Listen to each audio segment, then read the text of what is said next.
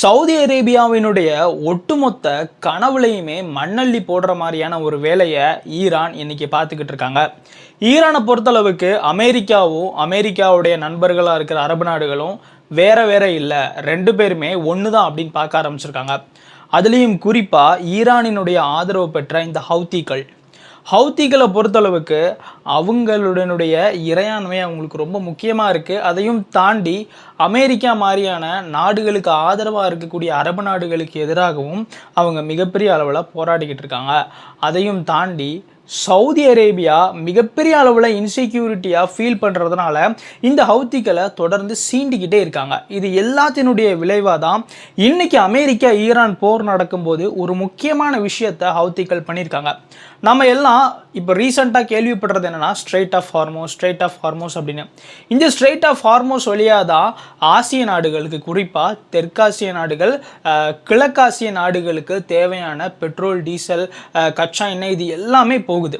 அதனால் அது ரொம்ப முக்கியம். அது நின்றுச்சு அப்படின்னா ஒட்டுமொத்த தெற்காசிய நாடுகள், கிழக்காசிய நாடுகள், சீனா, இந்தியா மாதிரி மிகப்பெரிய பொருளாதாரங்கள்லாம் பாதிக்கப்படும். அந்த பாதிப்பு எந்த அளவுக்குனா பயங்கரமான ஒரு பாதிப்பு. அதே மாதிரி தான் ஆசியாவுக்கும் ஐரோப்பாவுக்கும், ஆசியாவுக்கும் மேற்குலகத்துக்குமான கனெக்டிவிட்டி ஒரு இடம் இருக்குது.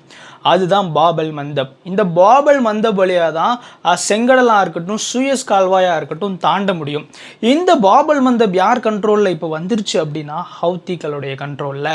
இந்த ஹவுத்திகள் தான் ஏமனை ஆட்சி பண்ணுதாங்க. ஒட்டுமொத்த ஏமனையும் கிடையாது, இந்த கிழக்கு ஏமன், அதையும் தாண்டி வடக்கு ஏமன், இந்த ரெண்டு இடத்தையுமே இவங்க ஆட்சி பண்ணிக்கிட்டு இருக்காங்க. இந்த இடத்துல இவங்களுடைய ஆட்சி இருக்கிற காரணத்தினால அவங்களால ரொம்ப எளிதாக இந்த பாபல் மந்தப்பை கண்ட்ரோல் பண்ண முடியுது.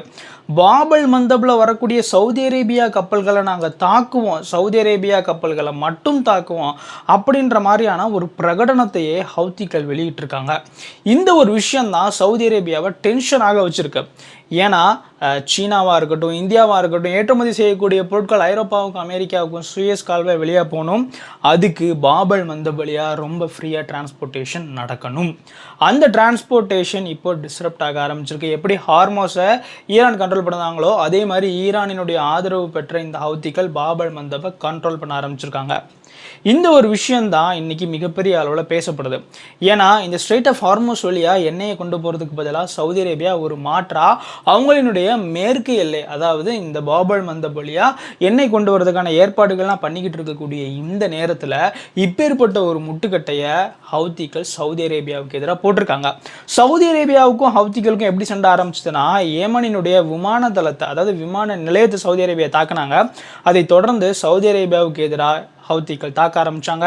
சவுதி அரேபியாவுடைய சப்ளை செயினை கிரிப்பிள் பண்ணணும் அப்படின்றதுக்காக ஒட்டுமொத்தமாக இப்போ சவுதி அரேபியா கப்பல்களை பாபல் மந்தப்பில் துரத்தி அடிக்க ஆரம்பிச்சிருக்காங்க ஹவுத்திகளுக்கும் சவுதி அரேபியாவுக்கும் நடக்கக்கூடிய போர் ஒரு சமமற்ற போராக நடந்துகிட்டு இருக்கு. ஹவுத்திகளை பொறுத்தளவுக்கு சில லட்சம், சில ஆயிரங்கள் இந்திய ரூபாய் மதிப்பிலான ட்ரோன்களை வச்சு சவுதி அடிக்காங்க. ஆனால் அந்த ட்ரோன்களை தடுக்கிறதுக்கு அமெரிக்கா கொடுத்த ஆயுதங்களை சவுதி பயன்படுத்துது.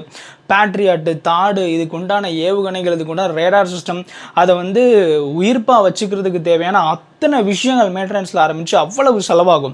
ஒரு ஏவுகணை ஏவணும்னா மில்லியன் கணக்கான டாலர்கள்.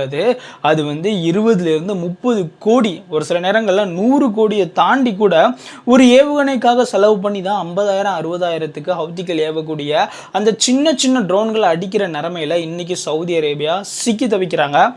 எப்படி இஸ்ரேல் ஈரான் கிட்ட மாட்டிக்கிட்டாங்க, இல்லைனா அங்கே இருக்கக்கூடிய வளைகுடா, இஸ்ரேல் கூட கிடையாது, வளைகுடாவில் இருக்கக்கூடிய அரபு நாடுகள் எப்படி ஈரான் கிட்ட இன்னைக்கு மாட்டிட்டு சிக்கி தவிக்கிறாங்களோ அதே மாதிரி தான் ஸ்பெசிஃபிக்காக சவுதி அரேபியா இன்னைக்கு ஹவுத்திகள் கிட்ட மாட்டியிருக்காங்க அப்படின்னு நம்ம சொல்லலாம்.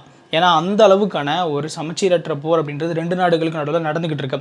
2030 சவுதி அரேபியா எப்படியாவது துபாயை பீட் பண்ணி ஒரு மிகப்பெரிய டூரிஸ்ட் ஹப்பாக மாறணும். இந்த பெட்ரோல் வருமானத்தை நம்பி எத்தனை நாள் இருக்கிறது அப்படின்னு யோசிச்சுக்கிட்டு இருக்கக்கூடிய இந்த நேரத்தில் சவுதி அரேபியாவில் வெளிநாட்டுக்காரர்கள் நிலம் வாங்கலாம் அப்படின்ற மாதிரியான ஒரு முன்னெடுப்புகளெல்லாம் சவுதி அரேபியா கொண்டு வந்துட்டு இருக்கும்போது பல விஷயங்களுக்கு சவுதி அரேபியாவை ஓப்பன் பண்ணி விட்டுட்டு மிகப்பெரிய அளவில் டூரிஸ்ட்டுகளை ஈர்க்கக்கூடிய இந்த நேரத்தில் நியோ மாதிரியான விலை உயர்ந்த திட்டங்களெல்லாம் சவுதி அரேபியா வச்சுருக்கு. இன்ஃப்ராஸ்ட்ரக்சர் டெவலப் பண்ணணும், ஒரு அந்த மத்திய கிழக்கினுடைய ரைவேரியாவாக சவுதி அரேபியாவில் இருக்கக்கூடிய ஏதாவது ஒரு சிட்டியை மாற்றணும் அப்படின்னு முயற்சி பண்ணிக்கிட்டு இருக்கக்கூடிய இந்த நேரத்தில் இப்பேற்பட்ட ஒரு தாக்குதல் ஹவுத்திகள் கிட்டேருந்து அவங்களுக்கு வந்திருக்கிறது அப்படின்றது மிகப்பெரிய அலாமிங் தான். ஏன்னா சவுதி அரேபியாவை பொறுத்தளவுக்கு அவங்களுடைய ஆதரவு பெற்ற அரசாங்கம் ஏமனுடைய ஒரு பகுதியில் ஆட்சி பண்ணாலுமே இன்னொரு பகுதியில் இருக்கக்கூடிய ஹவுத்திகள் சவுதி அரேபியாவை சுற்றி வளைச்ச மாதிரி, ஈரான் சவுதி அரேபியாவை சுற்றி வளைச்ச மாதிரி இன்செக்யூரிட்டியாக தான் ஹவுத்திகள் சவுதி அரேபியாவுக்கு வரும்போது சவுதி அரேபியாவில் இருக்கக்கூடிய ஆட்சியாளர்கள் ஃபீல் பண்ணாங்க. இன்னைக்கு அது உண்மைதான் அப்படின்னு ஹவுத்திகள் நிரூபிக்க ஆரம்பிச்சிருக்காங்க. உலகத்தினுடைய 2 முக்கியமான அந்த நீர்வழித்தடங்கள் பாபல் மந்தப், ஸ்ட்ரெய்ட் ஆஃப் ஹார்மஸ் பாதிக்கப்படுத்தினா உலகத்தினுடைய சப்ளை செயின் எந்த அளவுக்கு பாதிக்கப்படும் அப்படின்னு நம்மளால் சொல்லவே முடியாது. அந்த அளவுக்கான ஒரு பாதிப்பு வரும். அதை நோக்கி உலகம் சென்று விடாமல் இருக்கணும் அப்படின்னா கண்டிப்பாக அமைதி வரணும். அந்த அமைதி டொனால்ட் ட்ரம்ப் வரைக்கிற வரைக்கும் வருமா வராதா அப்படின்னு நமக்கு தெரியாது. ஆனால் முதலாளாக சவுதி அரேபியாவினுடைய சப்ளை செயின், சவுதி அரேபியாவினுடைய விஷன், பொருளாதாரம், அவங்களுடைய கனவு அப்படின்னு ஒட்டுமொத்தமாக மிகப்பெரிய பாதிப்பு இந்த ஹவுத்திகளுக்கும் சவுதி அரேபியாவுக்கும் எதிர்க்காக நடக்கக்கூடிய இந்த சண்டையில். இது சம்மந்தமான உங்கள் கருத்துக்களை கமெண்ட்டில் சொல்லுங்கள். நம்ம மோகோ தமிழ் சேனலை சப்ஸ்கிரைப் பண்ணால் பார்க்குறவங்க சப்ஸ்கிரைப் பண்ணிக்கிடுங்க. ஜெய் ஹிந்த்.